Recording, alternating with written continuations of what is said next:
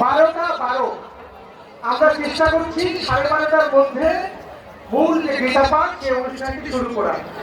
আমাদের এই অনুষ্ঠানে ইতিমধ্যে অনেক গুণী ব্যক্তি উপস্থিত হয়েছেন। আমাদের এখানে উপস্থিত হয়েছেন বজ্রেশ্বরী শক্তিপীঠ মন্দিরের সম্মানিত সভাপতি, আপনাদের সবার প্রতি শ্রদ্ধেয় বাবু নীতিশ কুমার বক্সী মুকুল উপস্থিত হয়েছেন। বাংলাদেশ সৈন্য সমিতির সাবেক সভাপতি, অত্যন্ত বয়োজ্যেষ্ঠ মানুষ, গোড়াচাঁদ অধিকারী।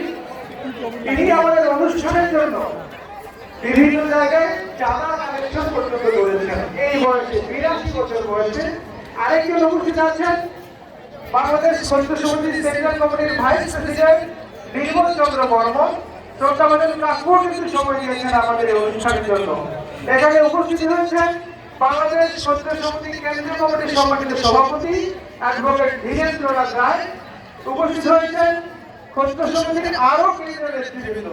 আমি সৈন্য সমিতির নামটা কেন বললাম, এই প্রতিষ্ঠানটা সৈন্য সমিতি একটা আছে, তার মানে এই না যে আমরা শুধু আমাদেরই কথা বলি, তা না, কিন্তু সনাতনীদের প্রয়োজনে এই সংগঠন পাশে থাকে।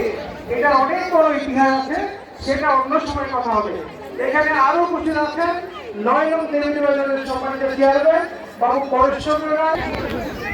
তাৎপর্য গীতা পাঠের যিনি ওখানে মূল দায়িত্বে ছিলেন তুষার রঞ্জন বাবু উপস্থিত হয়েছেন। এখানে আরেকজন আমাদের অতিথি ছিলেন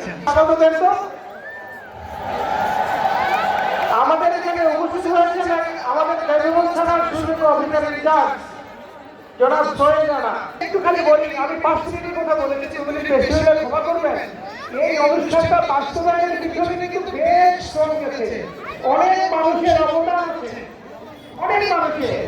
আমরা যখন এই যে আলো পত্রিকা ফাউন্ডেশনের কথা বলেছেন, তারা যখন আলোচনা আনলো, আমি বললাম হবে হবে বলার পরে যখন সিদ্ধান্ত হলো এটাকে বাস্তবায়ন করতে গিয়ে আমাদের অনেক জায়গায় ছোটাছুটি করতে হয়েছে, অনেক মানুষের পরামর্শ করতে হয়েছে। তার মধ্যে আমাদের সনাতনীদের আস্থার জায়গা, তার মানে এই না যেমন পার্সেন্ট করেন আমাদের পক্ষে, তা না, সবাইকে সমান চোখে দেখেন, যারা সম্ভব হতোই না। তারপরে আর্থিক যে বিষয়টা, সেই বিষয়টা যদি মানুষগুলো শ্রম দিয়েছেন, আমি যাদের নাম বললাম আপনারা, এবং নাম